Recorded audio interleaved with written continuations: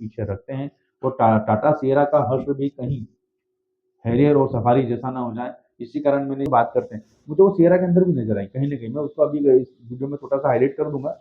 इसका जो back glass है, जहाँ पे इसकी पीछे की टेल लाइट लगी उसके ऊपर जो ग्लास एरिया है, उस ग्लास एरिया और टेल।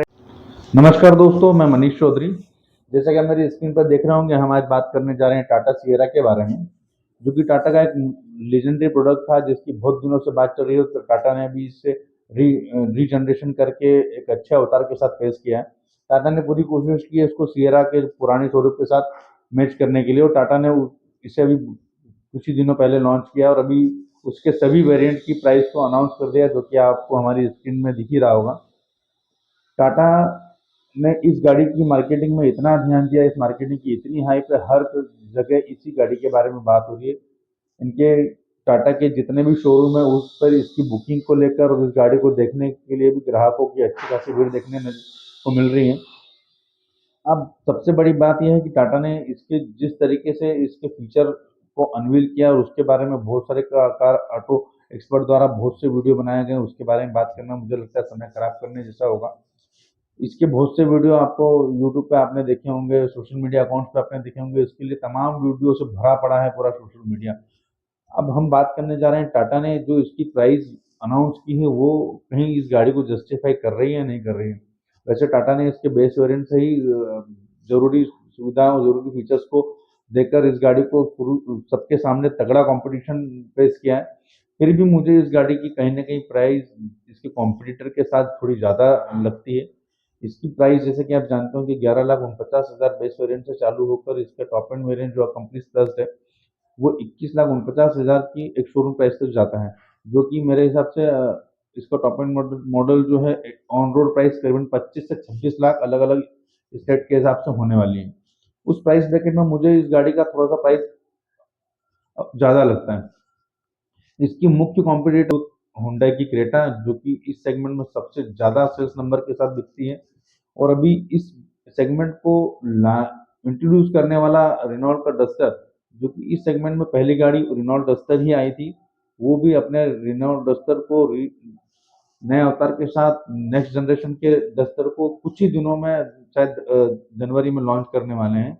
अब सबसे बड़ी बात ये है कि किया सेल्टोस ने अभी अपनी गाड़ी को अनवील किया और उसके प्राइस को अनाउंस नहीं किया। वैसे ही रिनॉल्ट डस्टर भी अपनी गाड़ी को लॉन्च करने वाले हैं।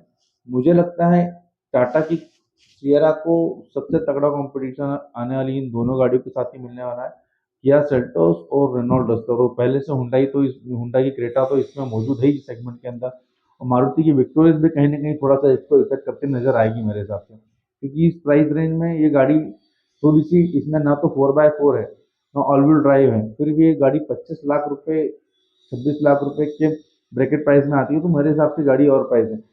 इसके थोड़े से ही से ज़्यादा पैसा खर्च करके इसकी हैरियर या सफारी की कुछ वेरिएंट जो भी टाटा ने लॉन्च किए हैं, वो इससे भी कुछ कम प्राइस के अंदर ऑन रोड प्राइस के साथ आ जाते हैं। तो मेरे हिसाब से इसका टॉप एंड वेरिएंट खरीदना लोगों के लिए इतना आसान नहीं होगा, क्योंकि इसके साथ साथ इससे कम प्राइस में मुझे हैरियर और सफारी के कुछ एडवेंचर एक्स जो इनके वेरिएंट आए हैं अभी, वो इससे कम प्राइस के अंदर मार्केट में अवेलेबल है। अब इससे ही सवाल उठता है कि ये गाड़ी किसकी सेल्स खाने वाली है। ये क्या हेरियर सफारी की सेल्स को खाने वाली है, या ये अन्य जो मार्केट में कॉम्पिटिटर है उनको परेशान करने आई है। मुझे तो दोनों मामले में दुविधा दिखती है। इसकी प्राइसिंग टाटा ने जिस तरीके से अनवील की है, प्राइसिंग ज्यादा होने के कारण कहीं ना कहीं इसका हश्र भी टाटा सफारी और टाटा हैरियर के साथ साथ टाटा कर्व के साथ जो हुआ, सिएरा का हश्र भी वही ना हो जाए। मार्केट में इसकी हाइप बहुत है, मार्केट में इसके कस्टमर का बेस भी बहुत दिख रहा है, शोरूम पर इसकी इंक्वायरी भी बहुत है, बुकिंग्स भी काफी नंबर्स में हो रही है। और बुकिंग्स इसके सेल्स फिगर में कन्वर्ट होती है नहीं होती है, भीड़ इसके सेल्स फिगर में कन्वर्ट होती है नहीं होती है, यही सबसे बड़ा सवाल है। क्योंकि गाड़ी ओवर प्राइसिंग है, गाड़ी के फीचर, गाड़ी के डिजाइन, लुक बहुत बेहतर है, पर कहीं ना कहीं हम इंडियन के विचार मन में प्राइसिंग को लेकर बहुत बड़ा प्रश्न रहता है, और वो इसी के साथ में मुझे होते दिख रहा है। क्रेटा सेल्टोस दोनों के मिड वेरिएंट और बेस वेरिएंट सबसे ज्यादा बिकते हैं, और टाटा ने इस गाड़ी की जो हाइप क्रिएट की है, टाटा ने इस गाड़ी के जो फीचर्स के साथ इस गाड़ी की हाइप बनाई है, मार्केटिंग की है, बहुत सारी जैसे ट्रिपल इंस्टन लेआउट हुए, 12 स्पीकर के साथ इसका जो सराउंड सिस्टम बूफर जो है, अडास की कुछ फीचर हैं, पावर टेलगेट है, गेस्टर कंट्रोल है, मेमोरी सीट फंक्शन है, एयर प्यूरीफायर है, इस टाइप के बहुत सारे जो अच्छे फीचर इन्होंने इनकी मार्केटिंग में यूज़ किए हैं, वो सभी इसके अकम्प्लीस और अकम्प्लीस प्लस वेरिएंट के साथ आते हैं, ना कि उसके पहले किसी वेरिएंट में आपको ये देखने को मिलेंगे। मेरा सवाल यही है कि टाटा इस गाड़ी को इस प्राइस रेंज के साथ इतना बेहतर नंबर के साथ सेल्स में दे पाएगा या इतने सेल्स नंबर ला पाएगा, ये मेरे साथ थोड़ा सा दुविधा है। मैं खुद टाटा सफारी का ऑनर हूँ। टाटा सफारी जब इन्होंने 2023 में उसका फेस्टिव वर्जन लॉन्च किया था, तभी मैंने उसको देखा था कि ये टाटा सफारी और प्राइसिंग के साथ लॉन्च की, और मेरा टाटा सफारी के साथ एक अलग से लगाव था। मेरे उस गाड़ी को खरीदने का बहुत दिनों से प्लान चल रहा था, इसलिए मुझे उसकी और प्राइसिंग 2 लाख रुपए जो और प्राइसिंग थी, उसके बावजूद मुझे इग्नोर करके उस गाड़ी को मैंने परचेज किया। पर हर आदमी, हर कस्टमर और प्राइसिंग को स्वीकार नहीं करता है, क्योंकि हम इंडियंस को माइलेज के साथ, परफॉर्मेंस के साथ गाड़ी किफ़ायती मिले, हम इस पे ज़्यादा जोर देते हैं। इसी का कारण है आज मारुति का और हुंडई का बेस बहुत बड़ा है, क्योंकि वो अपने कस्टमर को सभी चीज़ें कम कम प्राइस के साथ उपलब्ध कराते हैं, और उनकी सर्विस भी काफ़ी बेहतर है।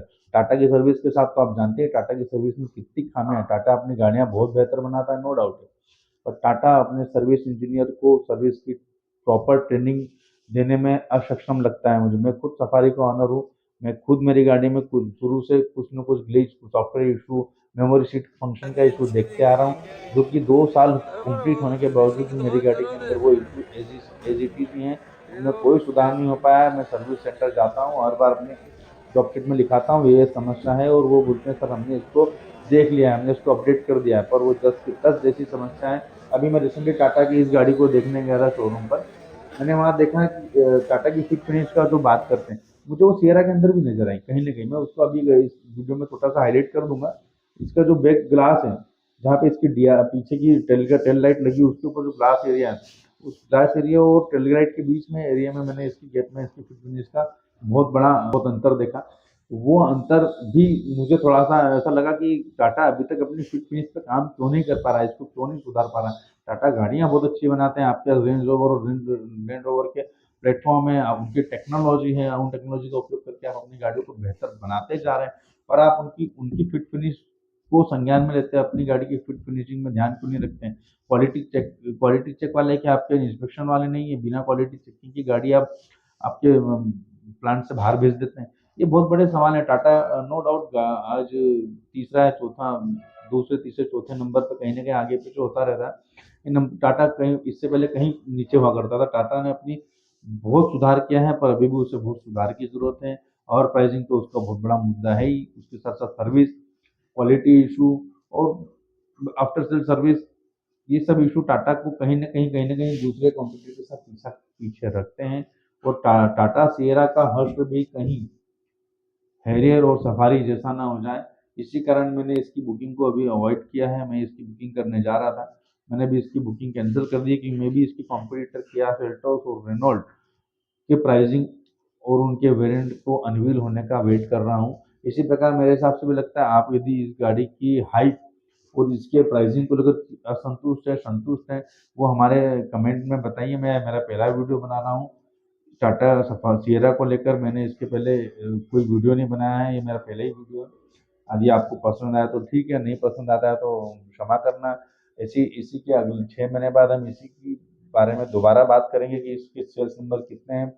शुरुआती दौर में तो इसके सेल्स नंबर काफ़ी अच्छे होने वाले, क्योंकि इसकी काफ़ी बुकिंग मिल गई है टाटा को, और इसकी हाइप भी मार्केट में खूब है। पर 6 महीने बाद ये इसकी सेल्स नंबर को कंटिन्यू रख पाते हैं नहीं रख पाते हैं, इसी पे सवाल है।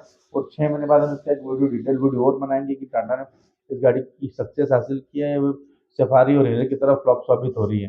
इसके बारे में आगामी 6 महीने बाद की वीडियो के साथ आपके साथ फिर संपर्क करूंगा। जय श्री राम, मिलते हैं अगले वीडियो में।